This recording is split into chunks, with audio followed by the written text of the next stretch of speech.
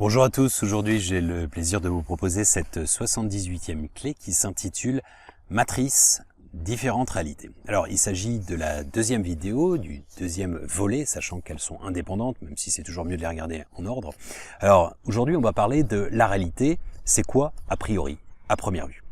Évidemment, je joue sur la notion de a priori, d'avoir un a priori sur la réalité. Bien entendu, ça veut dire que c'est déjà subjectif. Alors, on vit dans un monde d'essence, véritablement. On en a 5, on les connaît tous, la vue, le toucher, l'ouïe et l'odorat, etc. Sachant que, bien entendu, le roi, c'est la vue. On est dans un monde d'images, un monde visuel, un monde matériel, matérialiste, avec on tend vers une pensée de plus en plus unique, d'accord.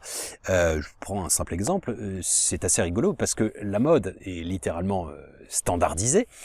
Je bosse dans la mode depuis plus de 20 ans maintenant, et quand vous regardez les collections, que ce soit n'importe quelles enseignes, tout le monde se copie, et tout le monde, parce qu'il y a des lignes directrices, il faut suivre, des suiveurs, des petits moutons, et en fait, que ce soit n'importe quelle enseigne, la collection est la même d'un pays à l'autre. Donc en fait, on est tous, le folklore a disparu, etc., enfin, à part quelques pays, l'Inde, encore le Vietnam, mais encore, c'est quand même assez marginal. Mais on va dire que, voilà, on a une uniformité de la mode est standardisée, et en même temps, la plupart des gens veulent se différencier tout en restant dans le moule. Donc c'est un petit peu le paradoxe. Alors, on vit dans un monde visuel, dans un monde matériel, matérialiste, c'est vrai. Enfin, c'est vrai. Disons, c'est une réalité, c'est un constat, plutôt.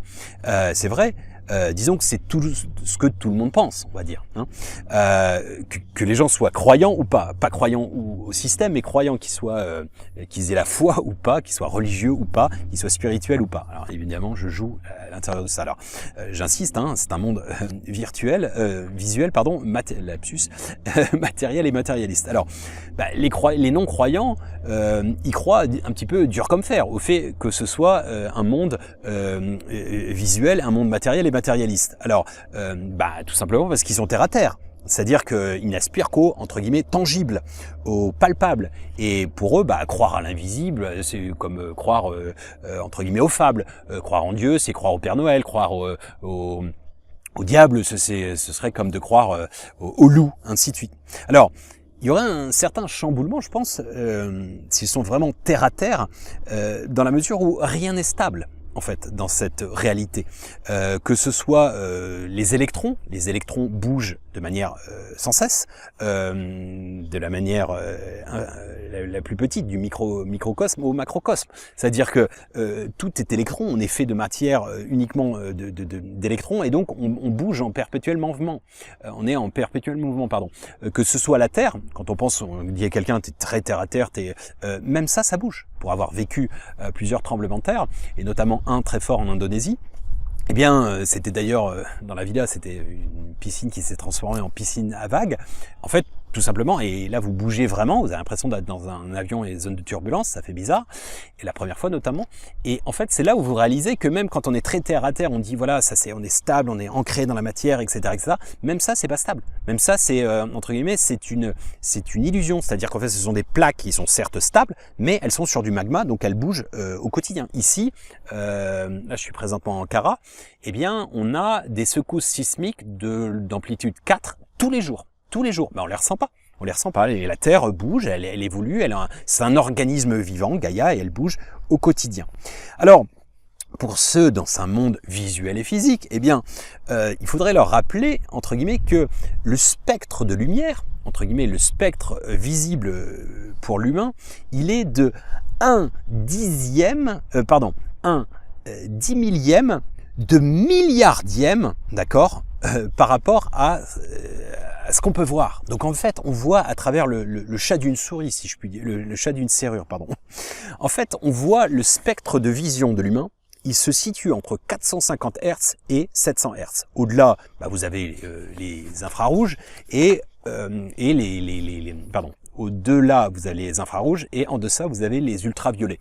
Mais encore, ça c'est uniquement le spectre. Mais après, vous avez les ondes Wi-Fi, les ondes radar, les rayons X, les ondes gamma, etc., etc. Donc, en quelque sorte, celui qui est visuel et physique, déjà, il faut qu'il sache qu'il a des œillères. Il a vraiment des œillères sur lesquelles on ne voit absolument pas grand-chose. Alors, au-delà, si on continue dans ce principe de ce qui est tangible, réel, palpable et de saint Thomas qui ne croit ce qu'il ne voit, eh bien, pour cette vision de la société qui se veut que matérialiste et exclusive à la matérialité et au visuel, eh bien, la matière, enfin, tout notre univers est fait de 4% de matière physique, 27% de matière noire, invisible, et de 69% d'énergie noire invisible. Donc, saint Thomas qui ne croit que ce qu'il voit, eh bien, il ne peut voir que 4% de sa réalité. Et encore, à l'intérieur de ces 4%, on a vu que le spectre était extrêmement réduit. Donc, du coup, eh bien, ça tombe un peu à l'eau, cette histoire d'être exclusivement matérialiste et visuel. Alors, en plus, notre cerveau, à la base, là, quand vous voyez ce paysage, votre cerveau, à chaque seconde, ne peut voir que 2000, alors je le fais en anglais parce que sinon ça prête à confusion, 2000 bytes d'informations. Oui, sinon ça fait bit, donc on peut pas dire bit. Alors vous ne pouvez voir que 2000 bits d'informations, 2000 bytes d'informations sur les 400 millions qui vous entourent. C'est-à-dire que là, vous ne voyez pas, mais il y a probablement, si vous faites un zoom, il y a probablement des choses qui vous échappent. Il y a des fourmis, il y a une mouche qui passe, etc., etc. Et en fait, sinon, ce serait ingérable, vous auriez trop d'informations et votre conscience, votre cerveau a besoin de faire, entre guillemets, un filtre. Alors, de même ordre, quand vous êtes chez vous et autres, dans la rue de plus en plus maintenant, vous avez un nombre considérable d'ondes, des ondes téléphoniques, des ondes Wi-Fi, des ondes de la télé, etc., etc. Eh bien, vous les décodez pas. Donc elles sont là, elles sont, je dirais, tangibles, elles sont une fréquence, on peut pas les attraper comme ça, les mettre dans la poche, bien entendu, mais ce sont des fréquences, sauf que vous ne pouvez pas les décoder. En fait, vous ne les décodez pas et donc vous ne les voyez pas, et donc ça n'existe pas. Mais c'est du même ordre que ceux qui considèrent que c'est des conneries, les anges, les entités, etc., alors qu'il y a des médiums, ça je l'avais expliqué dans la clé 75, la deuxième vidéo, en expliquant les intercesseurs et autres, c'est le même principe en fait. Voilà, donc c'est le principe, la métaphore de la radio. Vous mettez votre curseur sur FM, vous allez avoir, je sais pas, de la musique, MW, Medium Waves, vous allez avoir, j'en sais rien, les infos, et le sport sur LW, par exemple. En fait, j'insiste, quand on pense que on ne croit qu'à un monde physique, matérialiste, et visuel, et donc basé sur la matière, comme avait dit Einstein, je l'ai dit plein de fois, ce que vous avez, on l'a vu dans la clé 73 sur les énergies, ce que vous avez appelé matière, c'est de l'énergie dont les fréquences ont été réduites pour être perceptibles à votre sens. Il n'y a pas de matière. Einstein conclut en disant il n'y a pas de matière palpable, tangible, telle qu'on la conçoit, ce ne sont que des vibrations qui ont été réduites pour être perceptibles à nos sens. Donc voilà, celui qui croit exclusivement à la matérialité, à la dimension matérialiste, eh bien, c'est pas qu'il est dans la virtualité, mais en quelque sorte, oui, il l'est. Donc notre système, notre paradigme est basé sur une virtualité et non pas une forme de réalité. Alors, en fait, si vous voulez, c'est plus complexe que ça, c'est-à-dire que en fait, on analyse tout en fonction d'un référentiel. C'est un terme que j'ai appris en seconde, je crois, en première scientifique, peu importe. Et c'est un terme qui m'a beaucoup intéressé. Pourquoi? Parce qu'en fait, tout est question de référentiel, de référence. Par rapport à quoi compare-t-on? En fait, on est toujours dans une fenêtre, on compare avec une discipline, avec une grille d'analyse, etc. Les référentiels, en physique, vous avez le référentiel terrestre, le référentiel galiléen, solaire, etc. En fait, ça dépend de quel endroit vous vous placez. Et en fait, le résultat change. Et c'est le même principe que j'avais vu dans la dernière vidéo, le cercle des poids disparus. Quand vous prenez de la hauteur de votre table, vous ne voyez pas le même angle de vue de la classe. Le Rubik's Cube, je vous montre jaune, la face jaune, moi je le vois rouge et ainsi de suite. En fait, ça dépend de la perspective. Vous ne vous voyez pas en ce moment 360 degrés. Vous voyez pas que là il y a peut-être des buildings, il y a une décharge, j'en sais rien, je suis en short ou j'ai pas de pantalon, je suis et ainsi de suite. Vous voyez ce que je veux dire? Ça, vous ne voyez que un filtre entre guillemets. Alors, si on va plus loin, c'est la notion en fait, si vous voulez, de théorie, justement Einstein, la base de notre science est basée sur la théorie de la relativité. Donc tout est relatif, l'espace-temps est relatif. On va pas revenir sur ce qu'on avait vu déjà sur la clé précédente, multidimensionnalité, la première vidéo et la deuxième notamment, mais c'est ce principe. La théorie de la relativité veut bien dire que tout est relatif en fonction de la vitesse de la lumière, etc. etc. Mais en fait, ça va plus loin. Quand je dis cette notion de référentiel, si jamais je vous montre la vitesse de ma main, comme ça, ou bien ma marche. En général, on marche à 5 km/h. Ma main, elle fait peut-être 5 km/h. Mais 5 km/h par rapport à quoi? Par rapport à mon corps, mais pas, ou par rapport au sol. D'accord, ok. Mais si on le fait par rapport au référencement terrestre, la Terre évolue. Elle est à 108 000 km/h.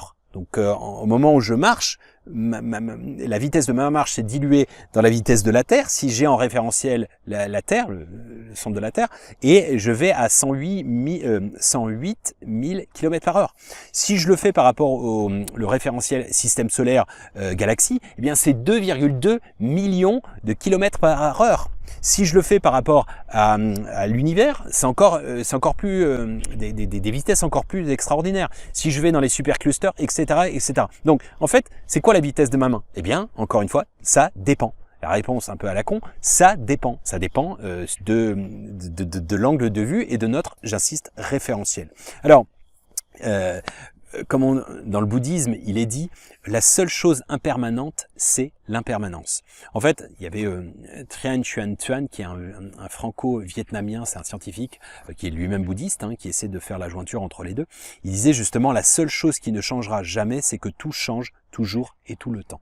En fait, c'est pour ça ça chamboule, bien entendu, le paradigme, certains scientistes arrêtés ou certaines personnes quand ils ont besoin de repères, de s'ancrer dans quelque chose qui est figé, mais tout évolue tout le temps. C'est pour ça que dans le taoïsme, on dit on ne se baigne jamais deux fois dans le même fleuve. Pourquoi? Simplement parce que vous venez aujourd'hui, vous baignez dans la rivière, ok, l'eau elle sera différente demain, et vous serez différente.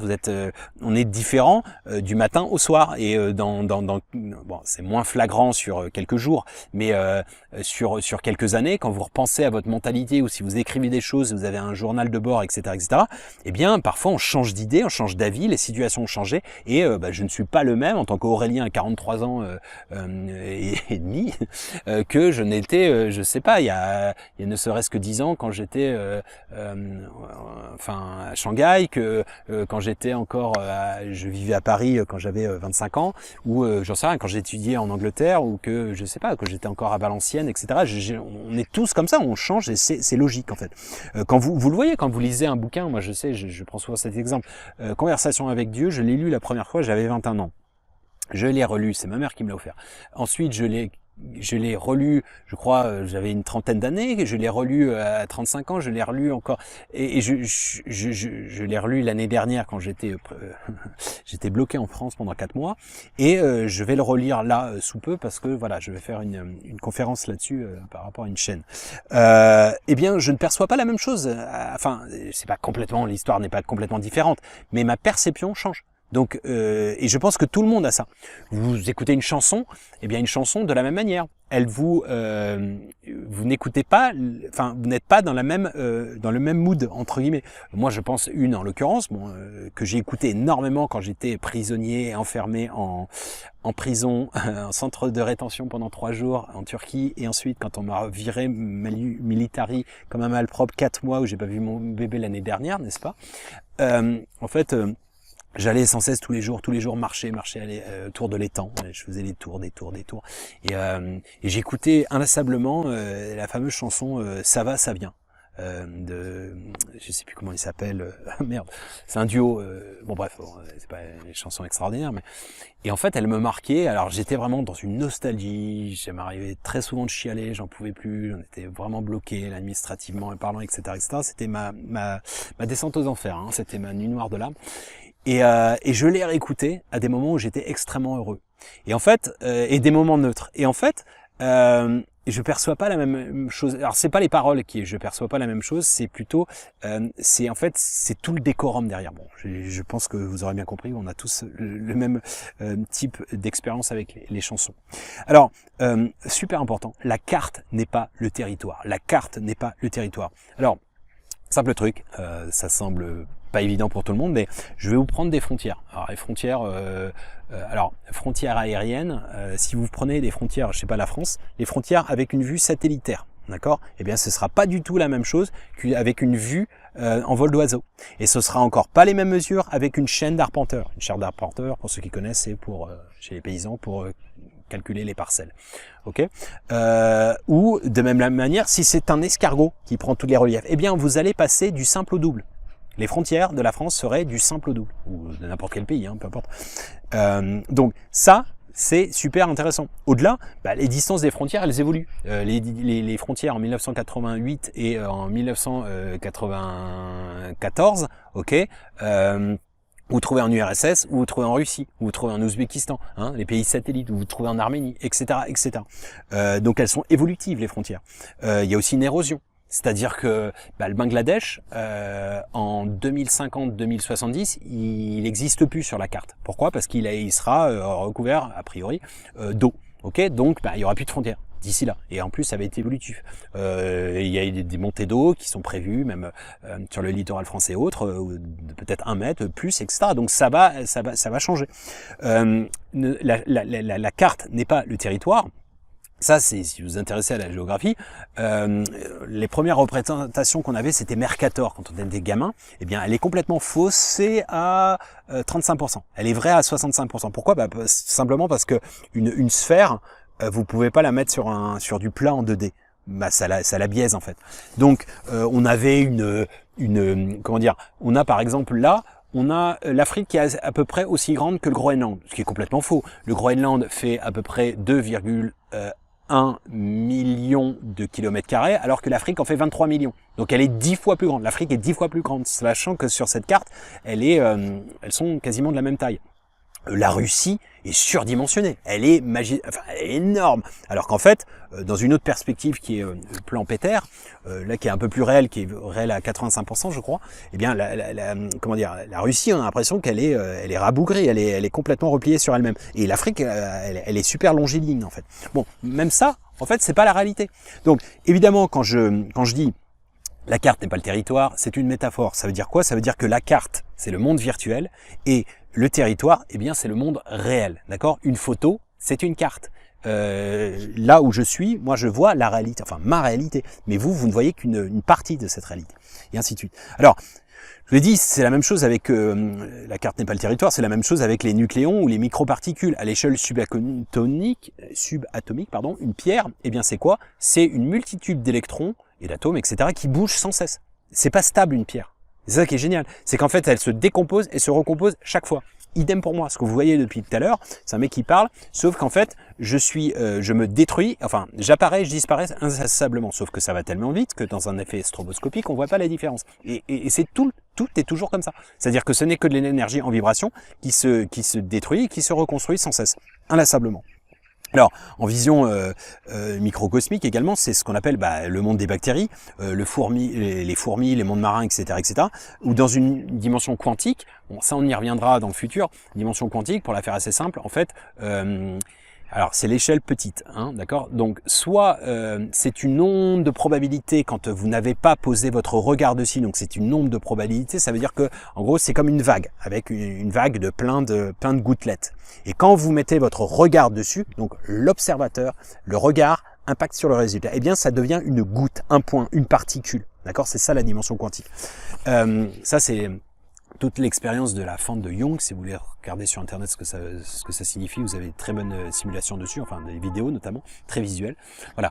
Et en gros, qu'est-ce que ça veut dire? Ça veut dire que, alors, on va me dire, oui, mais c'est à l'échelle petite. Oui, sauf que quid de la taille d'une conscience et d'une observation? On ne sait pas ça. De même ordre que le temps. Le temps, est-ce que c'est réel? Comme je vous l'ai déjà expliqué dans la clé précédente, la première vidéo et la deuxième, comme disait Einstein, le passé, le présent, le passé, le présent, le futur n'est qu'une illusion bien que persistante. En fait, la flèche du temps n'existe pas comme telle. C'est une. Alors déjà, ce que vous voyez chaque seconde, c'est 24 images superposées. Vous avez 24 images, ok. Et en fait, mais elles sont figées. Elles sont figées. Donc l'illusion du temps, enfin la flèche du temps n'est pas réelle. C'est une construction de l'esprit. Je vous invite à regarder multidimensionnalité, la clé précédente. Alors. Et j'aime à dire à chaque fois, le temps, c'est ce qui évite que tout arrive en même temps. Ok, et l'espace, dans l'espace-temps, l'espace, c'est ce qui évite que tout soit arrive à la même place et en un point concentré en fait. Alors les réalités historiques et les découvertes de même, est-ce que c'est la réalité? Non, ça évolue. En fait, ça évolue. La science est évolutive et donc elle est limitée. La science est limitée. C'est pas limitatif. Quand je dis ça, c'est pas un jugement. C'est une réalité. On sait très bien que la science d'il y a quelques siècles, elle est bien moins performante qu'aujourd'hui. Et la science d'aujourd'hui, elle est moins performante que dans quelques décennies. C'est logique.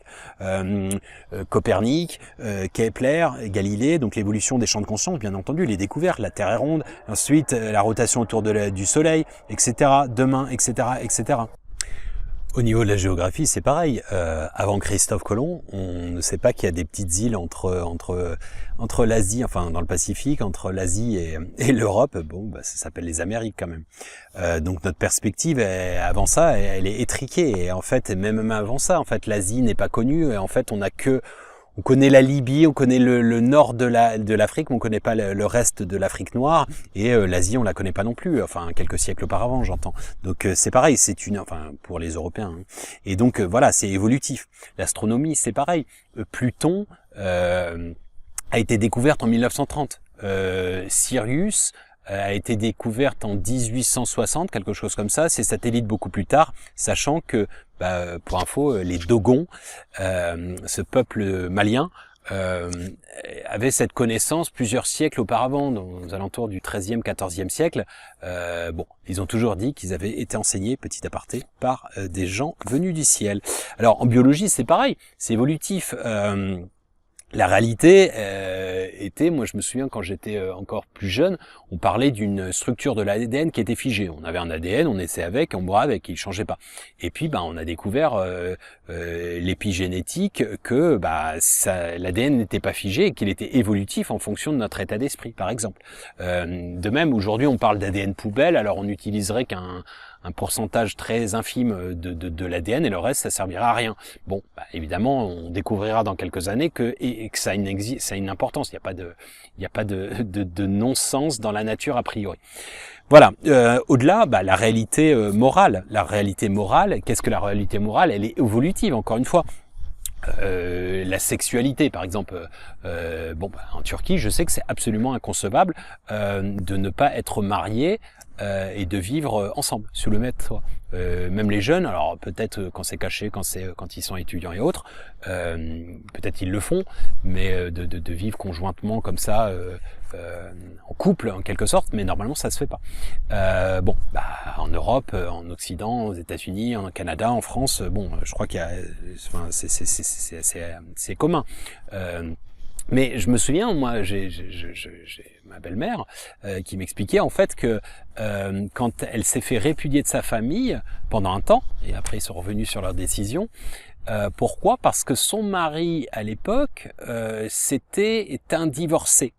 Et moi, c'était pareil pour mon grand-père. Mon grand-père était un divorcé de force d'ailleurs. Et en fait, ma grand-mère, quand elle essayé de se remettre avec, ses parents, c'était mal vu. Et j'en ai d'autres comme ça dans la famille en fait. Donc bref, il y a une évolution des mœurs. Aujourd'hui, je dis pas que il y a quand même un mariage sur deux qui finit en divorce. Donc voilà, divorcer, c'est pas non plus quelque chose d'extraordinaire entre guillemets. Et je ne parle même pas du sexe avant le mariage. Avant c'était le péché. D'ailleurs, dans les institutions religieuses et notamment catholiques, la reproduction, on n'avait pas le droit à la jouissance. Hein. Une femme ne pouvait pas jouir, un homme non plus. Sinon c'était mal, etc. Et puis il y avait des jours pour procréer, et c'était uniquement pour procréer. Bon. Entendeur, salut. Hein. Alors la notion de voile, par exemple, le voile, le hijab ou peu importe, mais si je prends un simple exemple, c'est pas du jugement, hein, c'est juste un état de fait. En Iran aujourd'hui, il y a moi j'ai encore des amis, hein, j'y suis rendu en 2015, si vous voulez retracer mon périple sur place. Ça s'appelle Percer ses mystères. Vous pouvez le télécharger sur mon site. Vous rencontrerez la princesse Ghazal avec qui je continue à converser. Eh bien, là-bas, ils se battent actuellement pour avoir plus que le voile ne soit pas obligatoire. Il y a des lynchages, il y a des femmes qui sont mortes parce qu'elles se protestaient, elles ont enlevé leur voile, etc., etc. Bon, eh bien, ça c'est la loi, c'est la vérité, leur réalité aujourd'hui. À l'époque du Shah d'Iran, avant 1979, et Khomeini, le Shah d'Iran, interdisait de porter le voile. D'accord? Donc c'était une réalité. Si vous portiez le voile, eh bien vous aviez des ennuis. D'accord? C'est la même chose en Afghanistan dans les années 60 et aujourd'hui, c'est évidemment c'est même pas le hijab, c'est la burqa. Bon, en l'occurrence, pareil si j'extrapole, Jésus portait le voile. Oui, en Palestine à l'époque, les hommes portaient le voile. Pourquoi? Pour se protéger tout simplement du cagnard en été, en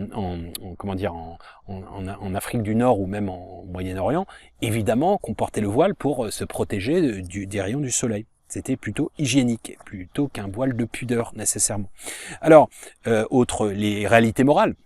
Le droit de la femme, alors quand vous parliez à des intellectuels et des gens très ouverts d'esprit, etc., ils ne considéraient pas donner le droit de vote aux femmes. Comment ça, elles étaient bonnes à la cuisine, elles élevaient les gamins, etc., etc.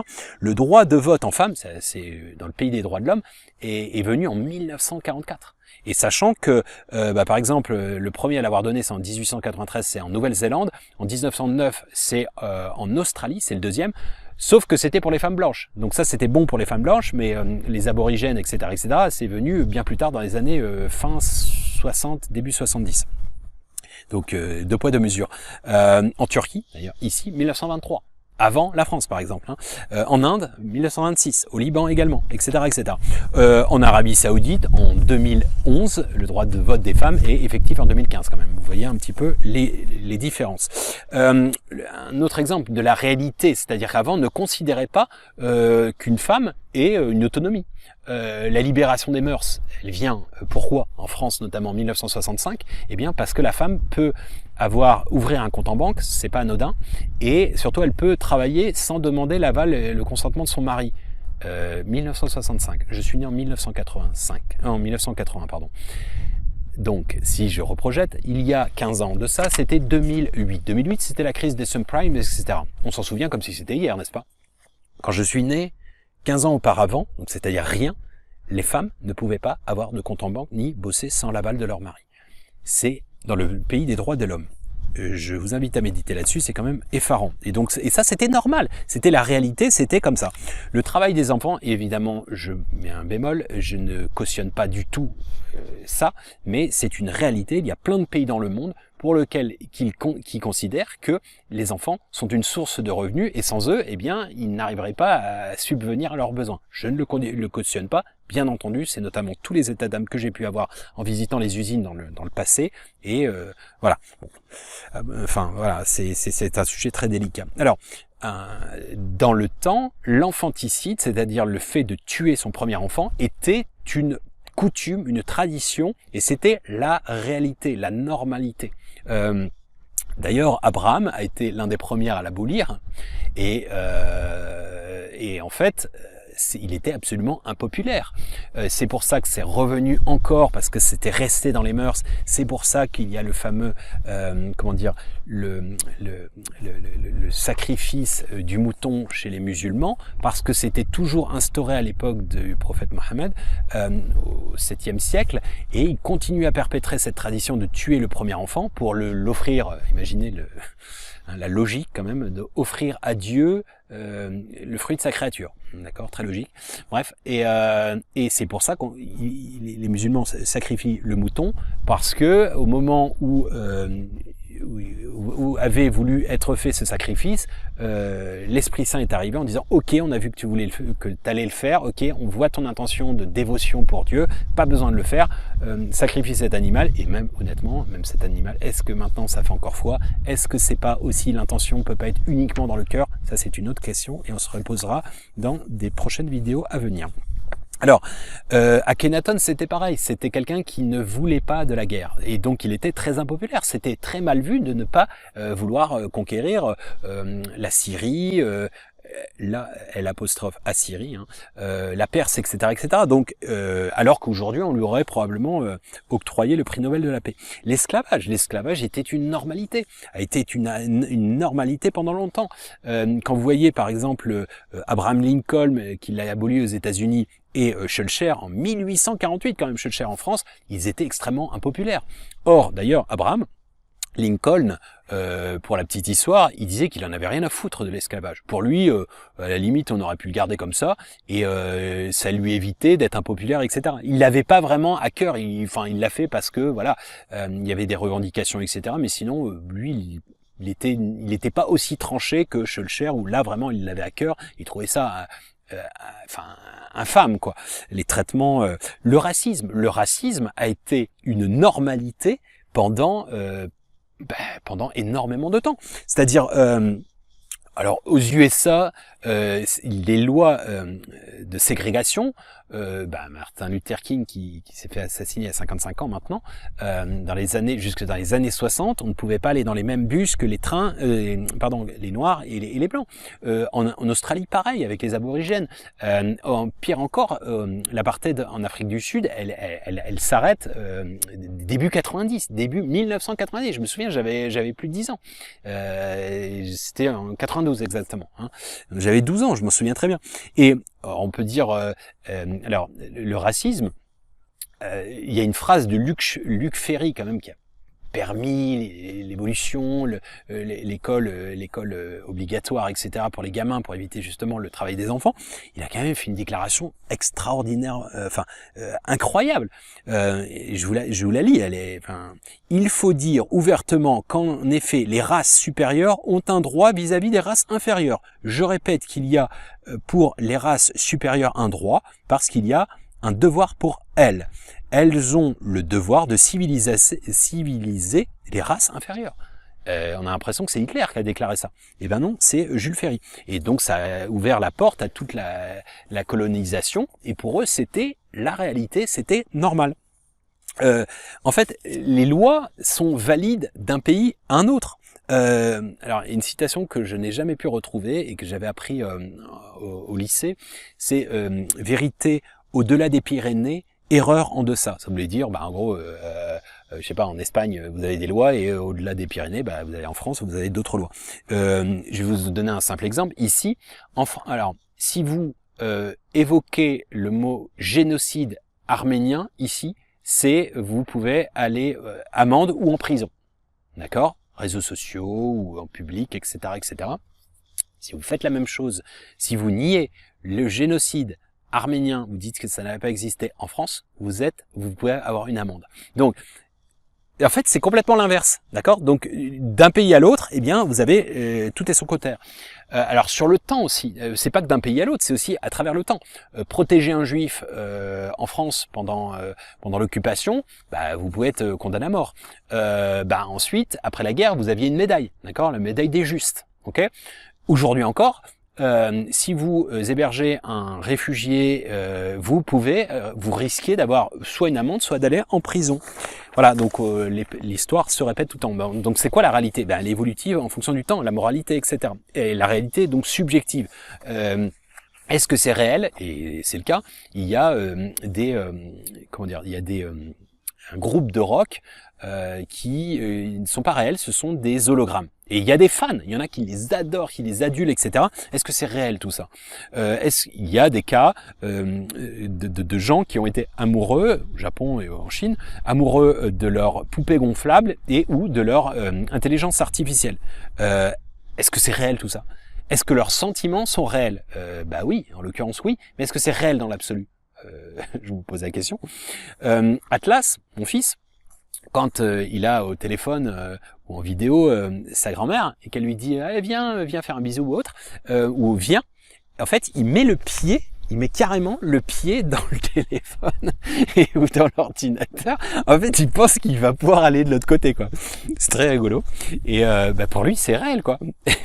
Et je rigole, mais en fait, quand j'étais petit, je sais pas, je regardais en fait Jacques Martin, l'école des fans, et je me disais, alors pour moi, c'était la réalité. En fait, si jamais on me prenait en photo devant l'écran de télé, je me téléportais et j'allais avec Jacques Martin et j'allais prendre les cadeaux, etc. Et ça, j'en étais convaincu. Pour moi, c'était la réalité. C'était ma réalité. Est-ce que c'était réel? Bon, évidemment, vous connaissez la réponse. Je me souviens, quand j'avais 5 ans, un truc comme ça, j'avais ramené une peluche à l'école et je me souviens, on était avec Baptiste, mon ami que j'ai perdu en 95, et on se disait, on faisait un peu les Mariens parce qu'il y avait son petit frère, il avait 2 ans, et on se disait à nous deux, ce soir je viens de chercher, donc ce soir pendant la nuit, je viens de chercher, on prendra la peluche et puis on va avec nos chevaux et tout, on va gambader, etc. On fera les cow-boys et tout dans la ville, etc. Et pour moi, c'était la réalité. C'était pas du genre on s'invente une histoire, c'était la réalité. Et même je me souviens, on regarde la télé, c'est vendredi soir, c'était purée jambon, et je me dis il faut que j'aille vite au lit parce que 7h30, il faut que j'aille vite au lit parce que sinon Baptiste il va m'attendre avec mon chat. Et pour moi c'était la réalité. Et il y avait personne, j'en ai pas parlé à ma mère, etc. Bon, quelle est cette notion de réalité? Quand vous avez les gamins qui jouent à la marchande ou aux polices ou aux cow-boys indiens, etc. Ils sont dans leur jeu, ils sont à fond. Ah papa, attention, tu vas t'asseoir sur, je sais pas, sur un lutin. Oh mince, j'avais pas vu le lutin, excuse-moi. Qui sait en plus. Mais en fait, il va pleurer parce que pour le jeu, en fait, il est tellement impliqué dans son jeu. C'est la même chose. Et pourtant, c'est qu'un jeu. Et nous, on a un peu ce même délire, en fait, en tant qu'adulte. Parfois, on est mauvais joueur aussi. Oh, il m'a cassé mon jouet. Oh, je veux pas prêter mon truc. On est un peu comme ça, en fait, si vous regardez. On est très souvent des sales gosses gâtés. Quand vous avez par exemple un gars qui va vous dire c'est la crise, la vie est trop méchante, d'habitude je gagne 10 millions de dividendes, à cause de la crise, j'en ai plus que 5 millions. Oh ouin, la vie est trop méchante. Gosse gâté quand même. Ou à l'extrême, là c'est un petit clin d'œil à la société et le stock market, si jamais c'est 10 milliards, la crise fera qu'il en aura probablement 20 milliards ou 15 milliards. Petit aparté. Alors, plus sérieusement, entre guillemets, qu'est-ce que la réalité? Quand on regarde un film, on s'y projette, on a des sensations, on a des peines, on a des joies, on a une identification par rapport à la victime, par rapport au héros, etc., etc. On vit par procuration littéralement. On peut dire à la personne, détends-toi, c'est qu'un film. Il y a des acteurs, machin, c'est un scénario. Alors ça peut être un film historique, évidemment, mais on a cette identification, on a des larmes, on a de la joie, on rigole, etc. On le vit véritablement. Et pourtant, c'est pas la réalité, entre guillemets. Ce n'est pas la réalité, mais les sensations, est-ce qu'elles sont réelles ou pas? Point d'interrogation.